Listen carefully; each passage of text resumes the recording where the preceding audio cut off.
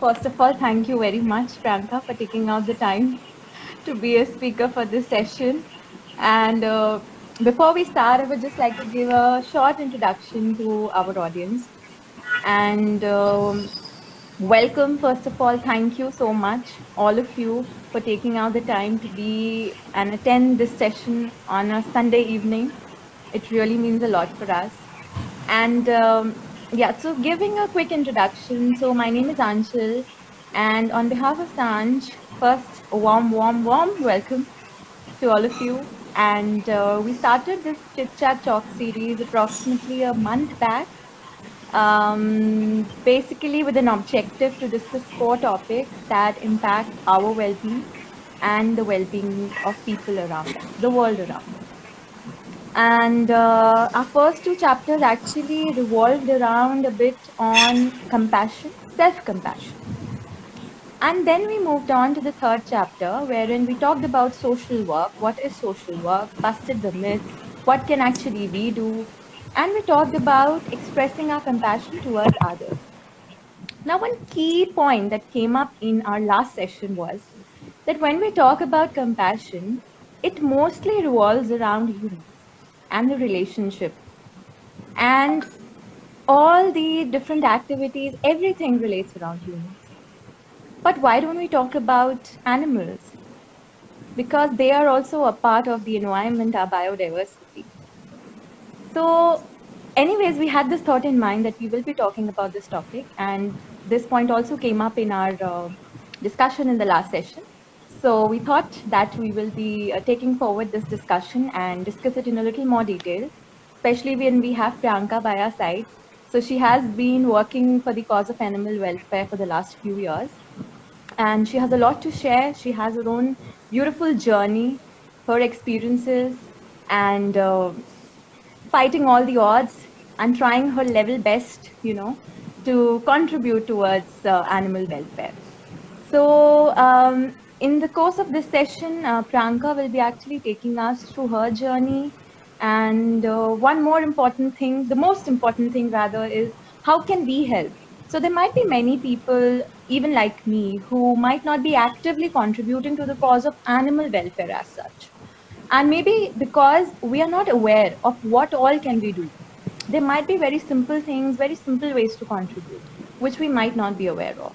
And Priyanka, being in this cause and working in this cause for like the last few years, she can share her experiences and her guidance on how we can help our community animals.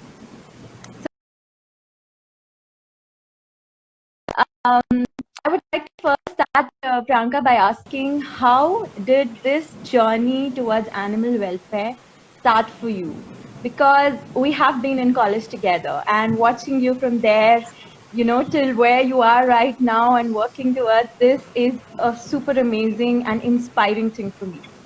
So I would, and I think the audience would also like to know that how did your journey started?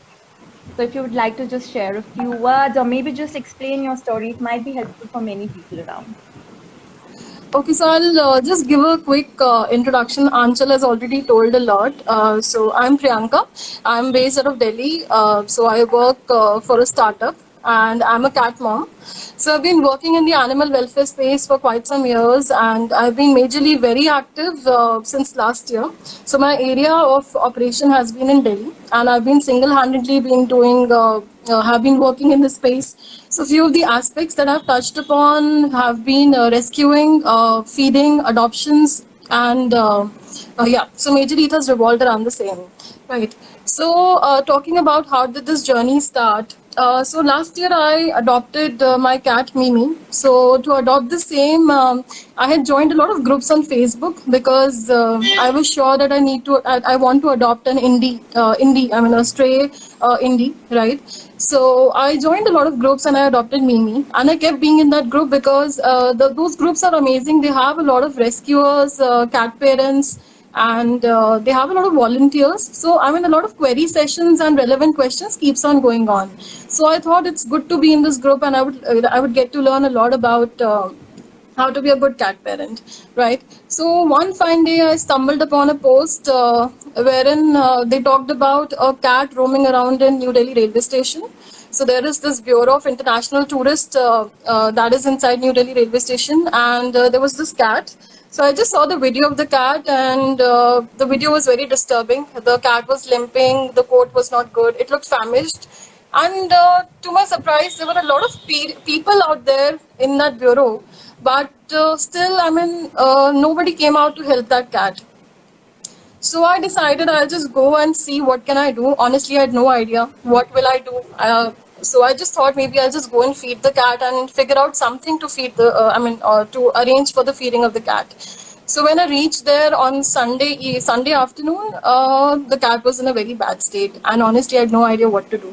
I bought in just 2 packets of food and I gave it to her, and she gobbled up the entire food, right? And at that point in time, my first step was to reach out to the rescuers who I've been in touch with, right? Then I made several posts on the groups that I was active in, that I just mentioned about, and I started receiving help in terms of guidance. Okay, so there were a lot of rescuers on the group who guided me on what can you do, and what is the immediate step you should take. So it was an SOP that they told me to follow. The same day, I did not have anything to help the cat, so I came the next day with some resources. And the people out there, the locals, were very helpful, and they told me the cat has been there for around eight years or so. So it was a senior cat. So again, I had no experience in dealing with senior cats. So there was this one rescuer lady. She's a very well-known person out there, so she helped me throughout. And I took the cat to Friendico's, and then from Friendico's, I took her to Gurgaon, and finally the cat was boarded there. I thought it was maybe a simple medical case and the cat will be released maybe in a day or two. But it ended up that the cat was epileptic, it had seizures, and it had lots of medical issues going on, right? So what I thought to be like a 2-day journey, it ended up being a 2-month journey with that cat.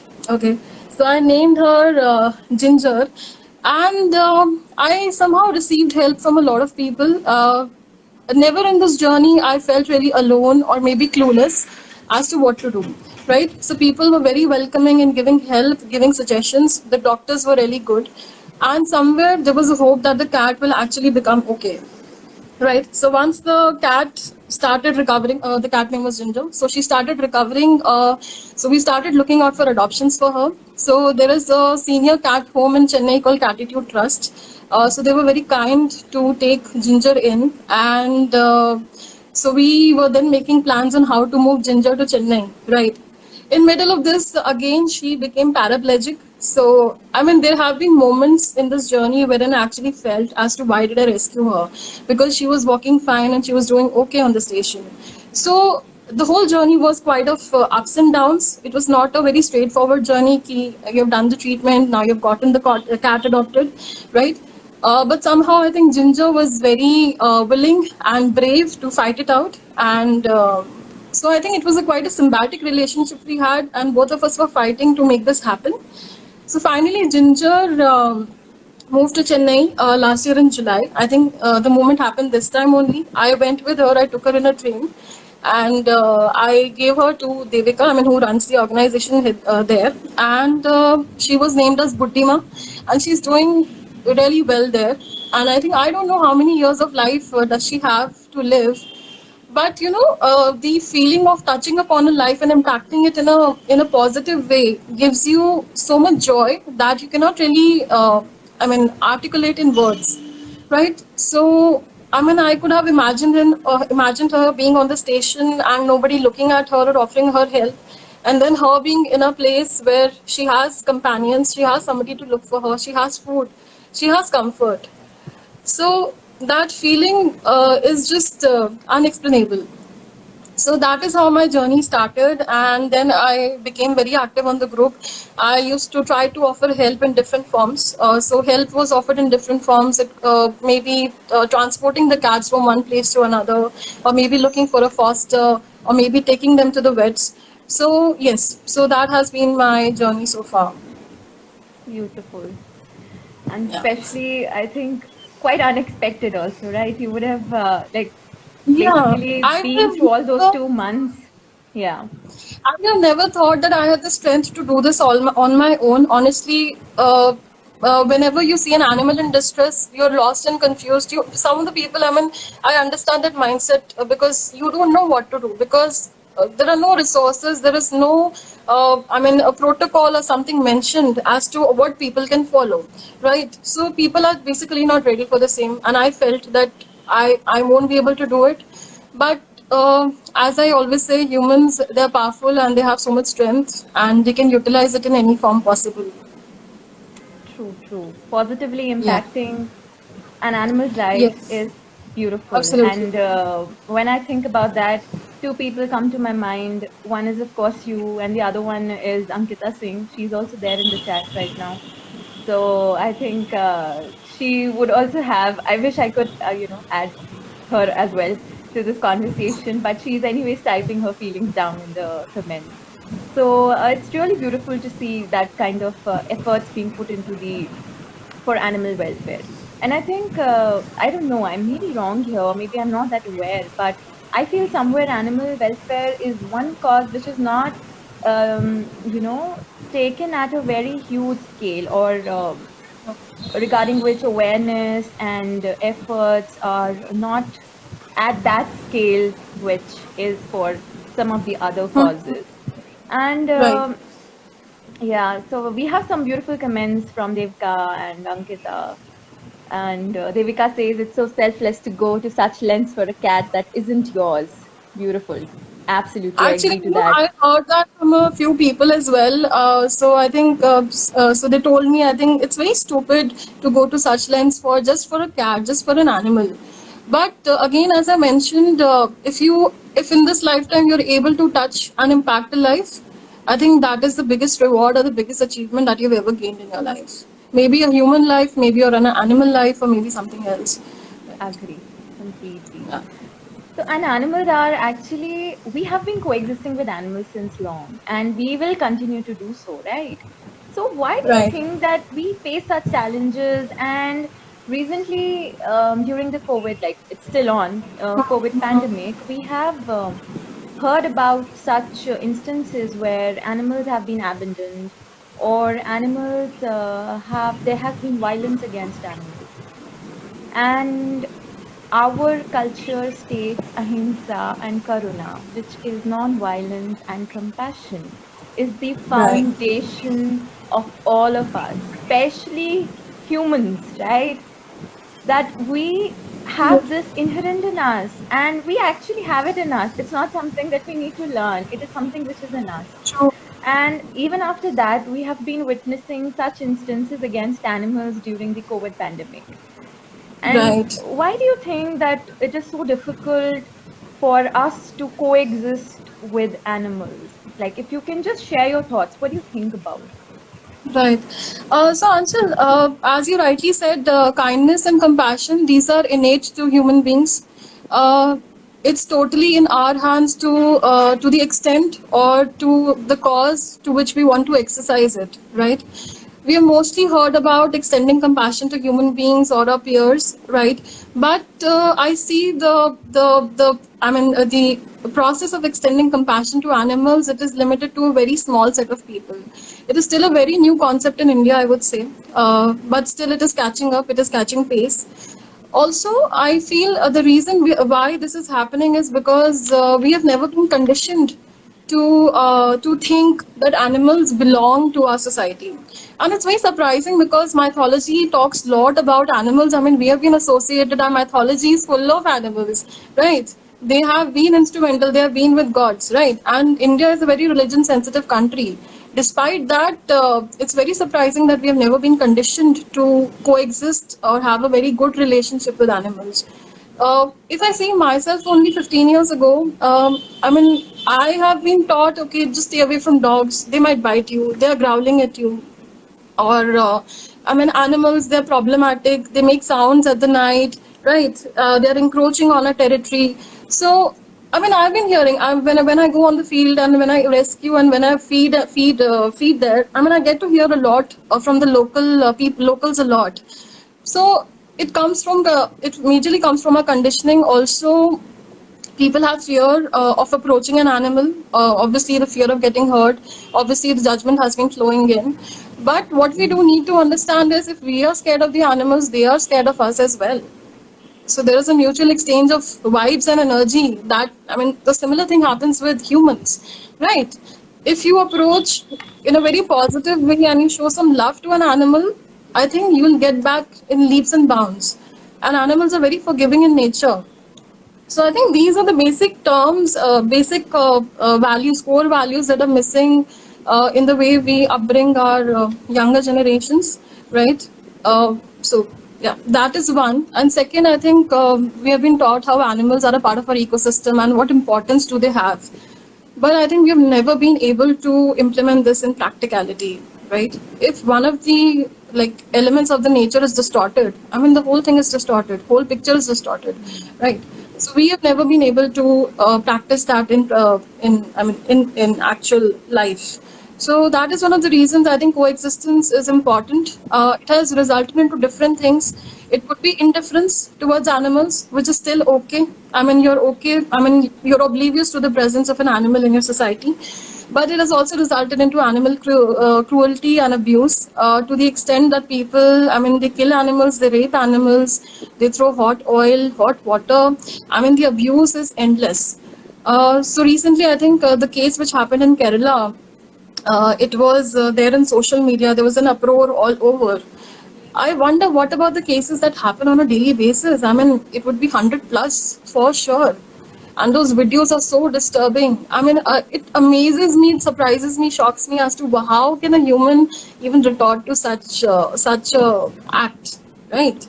So hence coexistence, it is happening. It is. I mean, the topic is being discussed in smaller pockets of people, but I think slowly it is catching up. And if we are working in that space, I think we should be working as an advocate and helping people understand how they can coexist together. So on a positive note, there are a lot of countries in the world who are practicing coexistence and who are making who are making life a beautiful space for community animals, right? So there is Austria, there is Netherlands, there is Bhutan, there is UK and Belgium and a lot other countries there is Hong Kong as well. So there are a lot of other countries who are doing a lot for the community animals and making it a safer space for them. And I think India can definitely pick cues from there and work on this aspect well. Yeah, I think there is, like you rightly pointed out, that yeah, Devika here says that our animal protection laws are archaic and not strict enough, which is true. Not at all. And You recently I actually, was, yeah, and if you go and read about these laws, I mean, the laws, they are there with a good intent, but the fee or, I mean, the penalty, it is just 10 rupees, 25 rupees, 250 rupees, and the punishment is not strict either. It is not going to really help in any way. So that yeah, is and why I there think is a lot of, yeah, go I ahead. think that is why it becomes all the more important for citizens like us to be actually working in this space and working towards coexistence and being very respectful and kind towards the animals, right?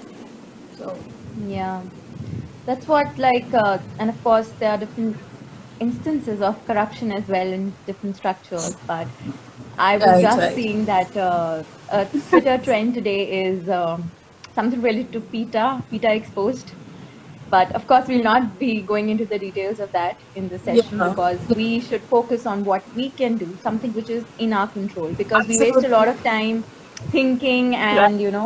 and pondering upon things that are beyond our control. Why not just focus on things which are in our control and just put a small little effort? Absolutely. After all these efforts add up and make a big difference. So True. rightly pointed out, so this is our responsibility to educate ourselves, our children, so that, and also try our best in creating safe spaces. Even we don't know till what extent things can happen, but of course we can try at our end. But there is a strong need to creating safe spaces for animals in order to help them coexist. If you are not, if you're scared, if fear is such a big factor, then at Mm-hmm. least we should, like you said, other countries are also already doing that. So we should also put in our efforts towards that. And Absolutely. there is a common notion that community animals, for people, it's just the cats and dogs. So it is not. So would you just like to, No. say something about that? So, yeah, so community animals, it's not restricted to cats and dogs. It comprises of birds, comprises of cows. It could be ducks you go and see in parks. It could be rats as well, right? It could be the squirrels as well. So the idea is to educate yourself as to what can you do for them. I mean, Google is your best friend. There's so much on Google. There's so much on social media. The only thing is to be willing to educate yourself and work on this cause.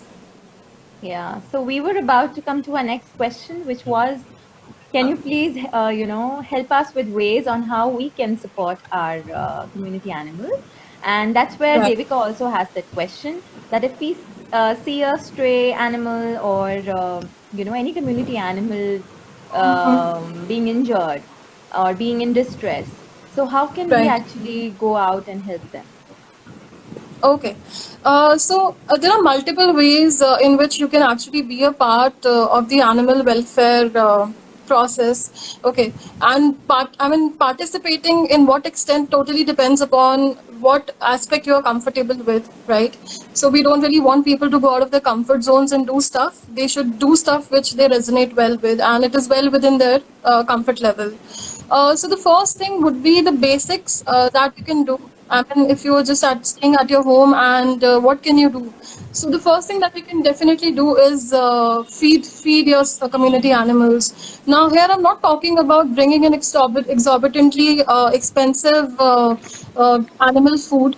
You can feed them with whatever is there in your kitchen and in your inventory, right? So you can feed the dogs around, you can feed the cows, you can feed the birds that come to your terrace, right? And you can feed the cats and squirrels as well. Second, the basic thing is, since I'm in Delhi and the weather here is very erratic, sometimes it's hot, it's humid, it's cold, so it's a variety of temperatures here, right? So the second thing should be to keep water bowls in the vicinity so that the animals are not dehydrated, right? Hydration is a very major cause of illnesses in animals. So water bowls is the second thing, right? The third thing is you can create safe spaces for animals, especially in areas where it's too hot or maybe the rains are too torrid or it's too cold, right? You can use old newspapers or old clothes, and you can create a safe space for them to rest and to sleep upon, rather than them being on the road. And as you know, people they rash drive, so it's better for them to sleep in a safe area rather than sleep on the roads. So this is the basic that you can do. If you just want to contribute in a very small way, you want a very low touch engagement with the same. Okay. So coming to the next question, if you see an animal in distress, what can you do? Okay, so the first thing is, if you see an animal in distress, please be prepared that you need to take ownership of this thing. Uh, so I think rescuing, it has a very different understanding to a layman and to a rescuer. Okay, to a layman, I used to think earlier that I'll call up a rescuer and he'll take my case, I'll transport the animal, and my work is done. I'll maybe provide some funds. But it doesn't work in this way, because our rescuers who have been actually working in this space, who work full time for rescues or who work part time, they already have so much of their rescuing work going on. They wouldn't even have capacity to take on a new case. So if you see an animal in distress, first of all, please make up your mind that from A to Z, you will have to spend time, effort, and resources on this animal. Okay. So the next step, what you do is, first of all, you can reach out to the groups on Facebook and Instagram. I mean, these are help groups. For example, for cats, we have Fans of Cats Delhi, Cat Adoption Delhi NCR. So as I mentioned, you have lots of rescuers there, lots of volunteers there. So you can make a post with your area, your location, and what is the problem with the animal, right? And what kind of support are you looking for? Okay.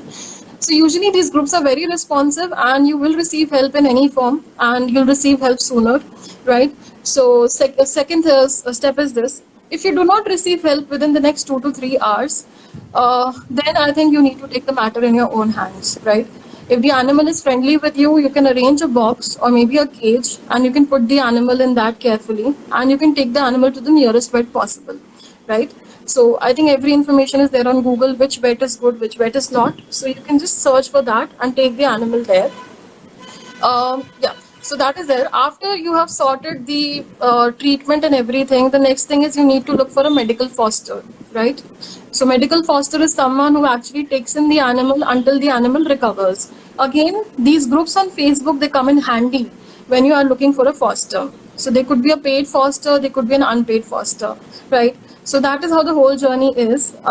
If the animal is in shape, he is in good shape, then you can return the animal back to the same territory you picked up from. Or maybe if it is a very small animal, I mean it's a kitten or it's a pup, then definitely you can work on the adoption of the animal.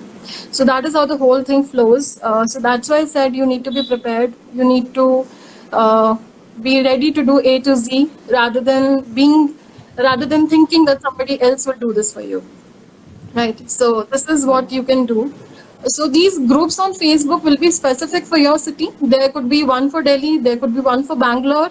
So you need to actually go on Facebook and search these groups. So where you can actually get help. But I would like to say you are never alone in this journey. You'll receive help for sure in any form possible.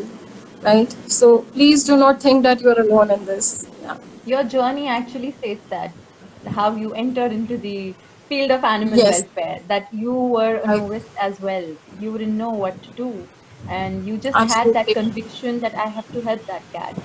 And then you got Absolutely. all the help, be it from your inside or from the outside, and you went ahead and you helped the cat the best way you could have, and you Right. saved a life. So we already discussed a bit about social media and the role of Right. groups. So I was coming to that question that Mm-hmm. what role does social media play if someone Okay. wants to join the cause of animal welfare or wants to help out and get involved with people, find like-minded people. So how does social Understood. media help in that? Okay, so Anchal, you know what happened when I joined initially? So it takes a lot of time to build a network of like-minded rescuers. Okay, so as I mentioned, I'm not working with any organization, but I do have some of the people I know in the rescuer community who I've actually worked with. I've not known the people personally, and we've never met also. But it's that is the power of the groups that I mentioned, because when you're there in the group, you're helping out. You actually end up creating this network, which comes in handy when.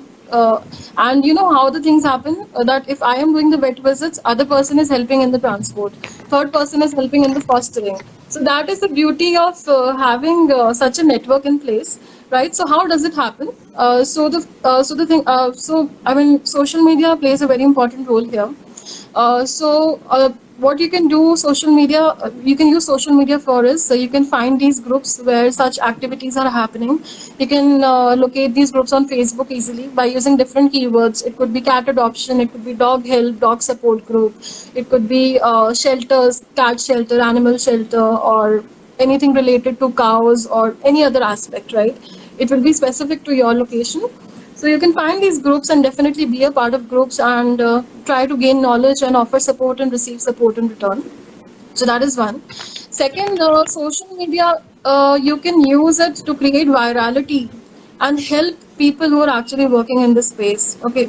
So a rescuer basically works on different aspects. They work on treating the animal, they work on fundraising, they work on adoptions, they work on fostering, right? So in this journey, they need a lot of help, which comes from people like us who are not active in the space maybe, but they can contribute in different forms, right? So if they are sharing posts on Facebook and Instagram, please try to create virality and help them out in this way, because you might not know that someone in your Facebook friend list might end up offering some kind of support or help to them.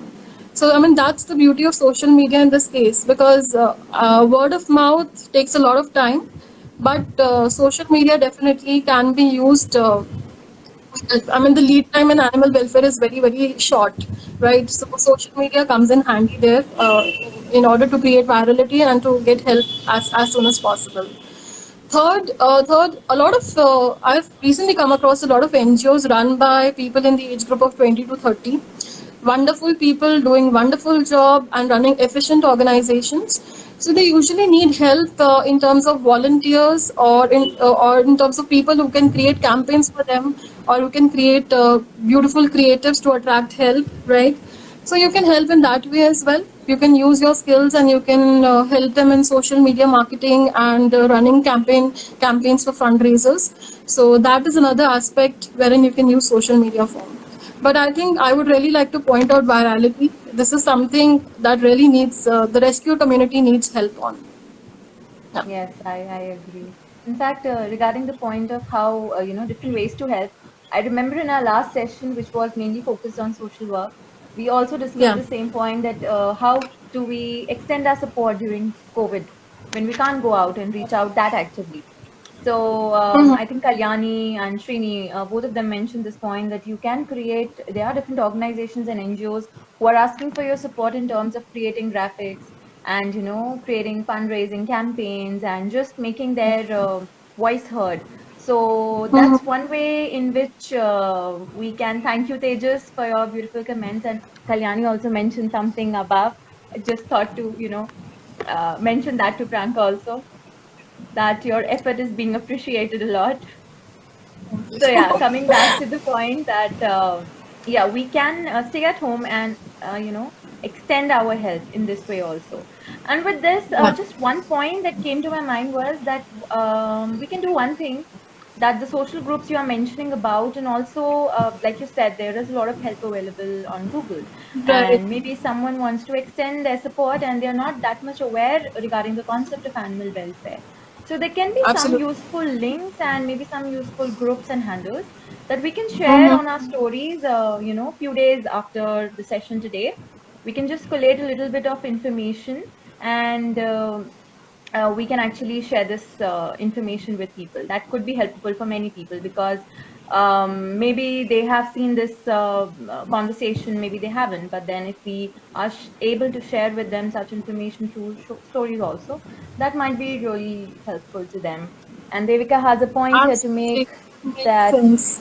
instead of sharing negative posts, it would be good to do these little posts about rescuing animals. And Absolutely. of course, this applies to everywhere, Devika. I so agree with you that all the time I keep on saying it through my posts and all my conversation, that hate goes viral so soon, and kindness, love, compassion, it takes a while to let these things go viral and the acts of kindness go viral. So it is our responsibility in every little effort that we do, that at least we make a point to give our efforts and just do what is in our control, and not worry about what is beyond our control, like always.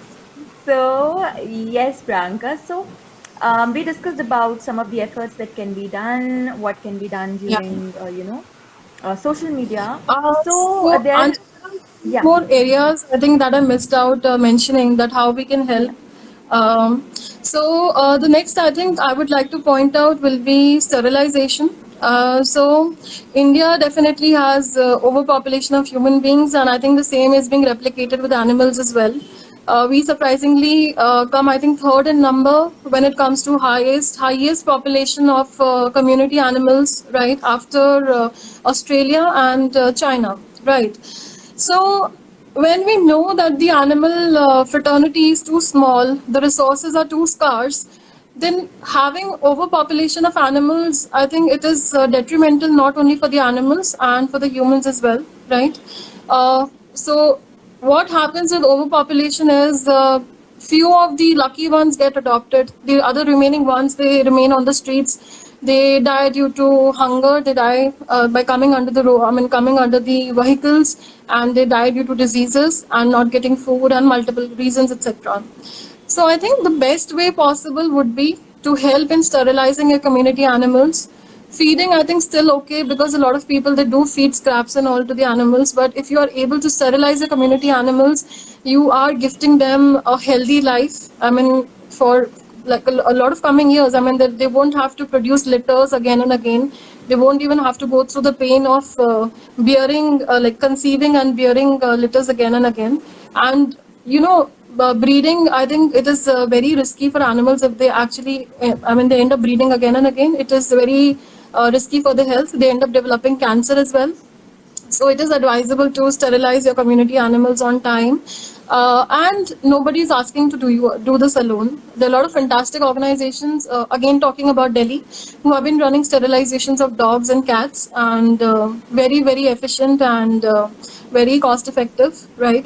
So there is one of the organizations called Dogs of Delhi Spay and Neuter. So they have been running sterilization of dogs, and I think they've completed 8,000 sterilizations until now, which is a huge, huge number, and there's a long way to go.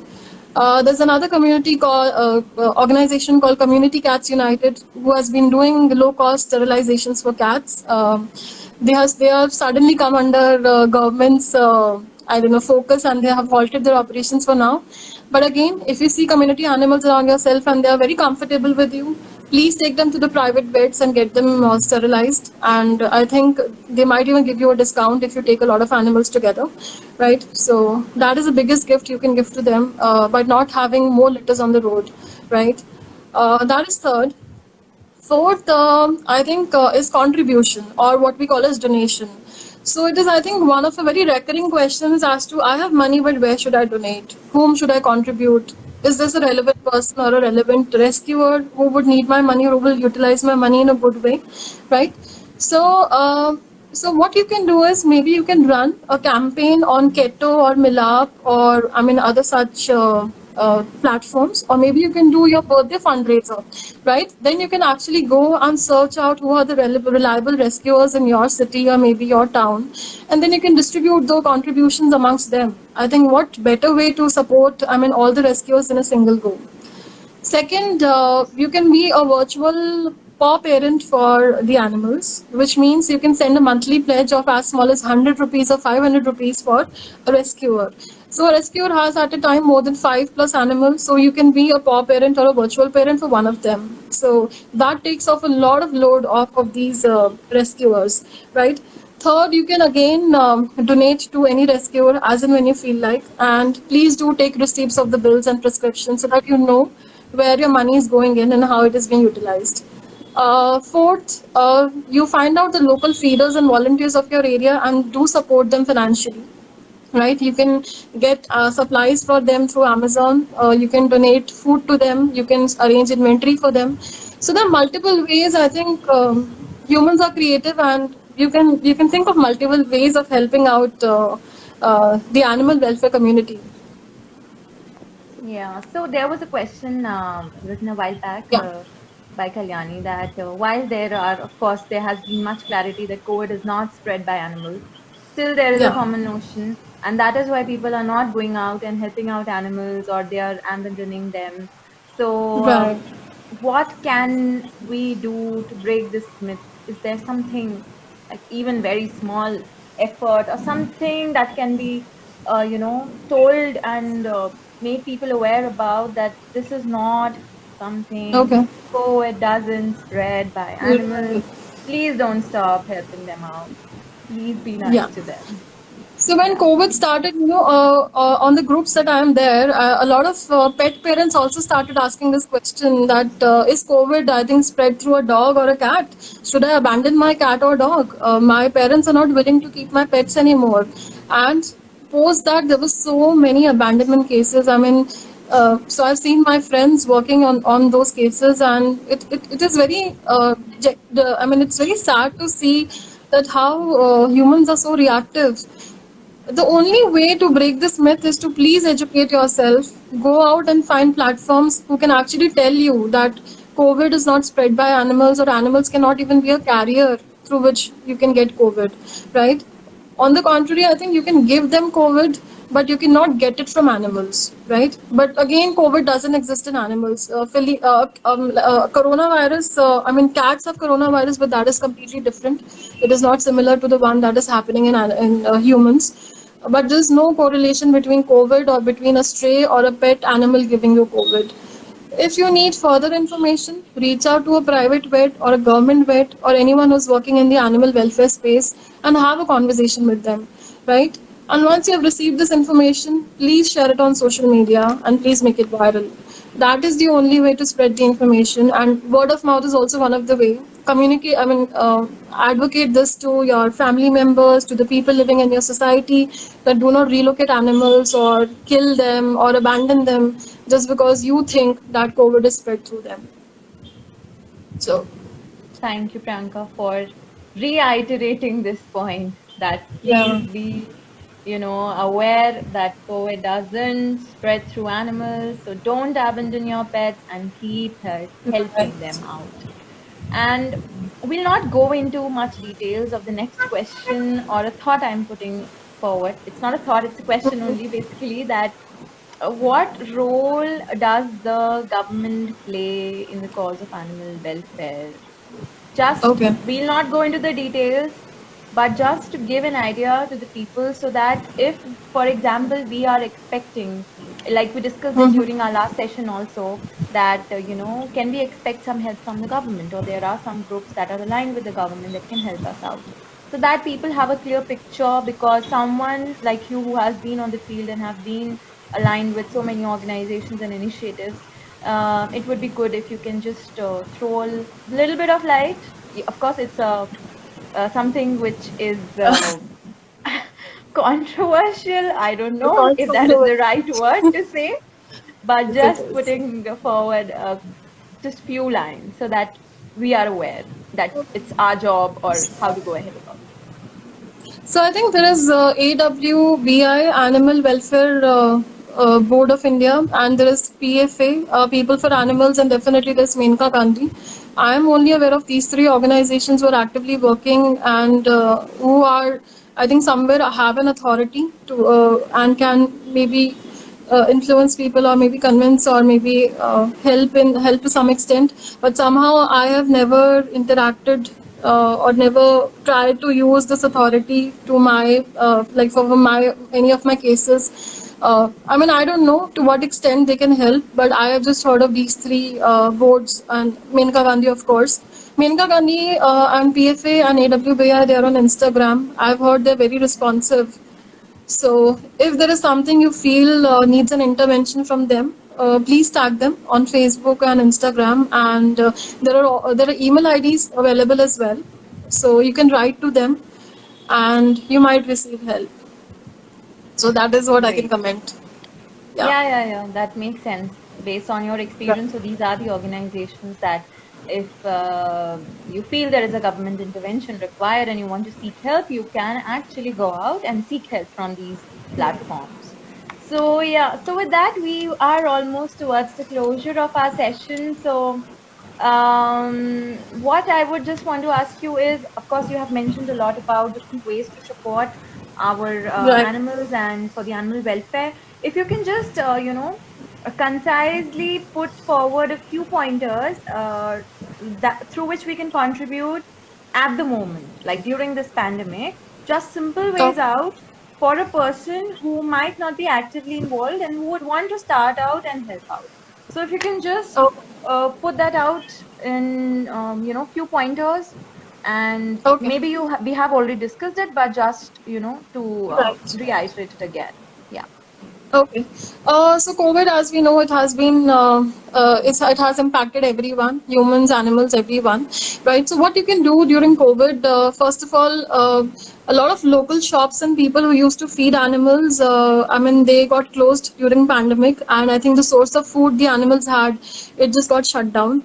Also, people are fearing going out to feed, right? So what thing you can do is you can go and feed at least one meal per day to an animal, right? It is totally safe if you're wearing a mask and if you're wearing gloves. Please go and feed them, right? You can procure your supplies through Swiggy. I mean, who's delivering pet food right now, and you can obviously create meals out of whatever you have in your kitchen.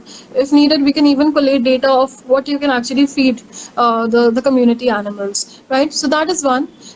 Second, you can buy lots of bowls that can be used to feed them, right? So you can purchase bowls and you can purchase supplies and inventories and give it to a local feeder and rescuer who might have run out of income, who have been kicked out of his job due to COVID, right? So you can support them in this way so that the animals are not impacted due to that, due to the pandemic, right? And due to the loss of income of someone. That is second. Third, due to pandemic, the roads have been relatively free. Animals have been enjoying this. They have been sitting in the middle of the roads and enjoying the free space. Please drive responsibly. There have been a lot of hit and run cases out there, right? So please be mindful that there is an animal around you. You cannot crush the animal, and you cannot just drive over the road as if it's yours, right? Fourth, what you can do is, I think there is an organization called Positivity. They have recently launched reflective collars for dogs. So if you can buy a bunch of those collars, I think they cost 150 to 200 rupees per collar. You can buy them and you can make your local dogs wear those collars, because I think dogs are the majorly the ones who are impacted by hit and run. So you can get those collars for them and you can make them wear them. So that potentially reduces the danger of them coming under a vehicle. So that is third. And please be open your hearts. If you still have a job, you still have an income at hand, please open your hearts and please donate and contribute to the rescuers, to the people who are actually working along with the jobs and actively going out in the night, risking their lives and helping these animals out. And the last thing, if you have a car, please offer a ride to someone who needs help. I think now the cabs are still opening up, but a lot of cab drivers are still not allowing animals to be taken or being transported. And some people find pet taxis very expensive. So please offer a ride to people who need support, who want to take animals to the vets or who need any kind of help, right? And please be creative in terms of what help you can give to the people working in this space.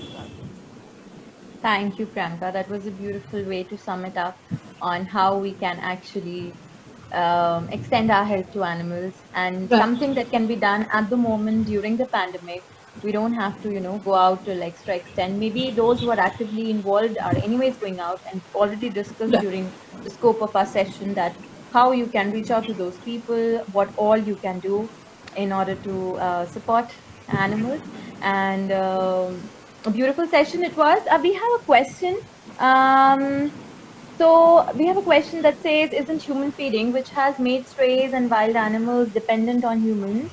And there's a lot of evidence that suggests wild animals should not be fed and left to forage. So my first comment to that would be that here we are taking ahead we're talking ahead in terms of community animals. And if you would like to say something to that Okay. question, Okay. we'll Hi, just put it Akshay. brief. Yeah. Yeah. Yeah. Hi, Akshay. So that's a good question, actually.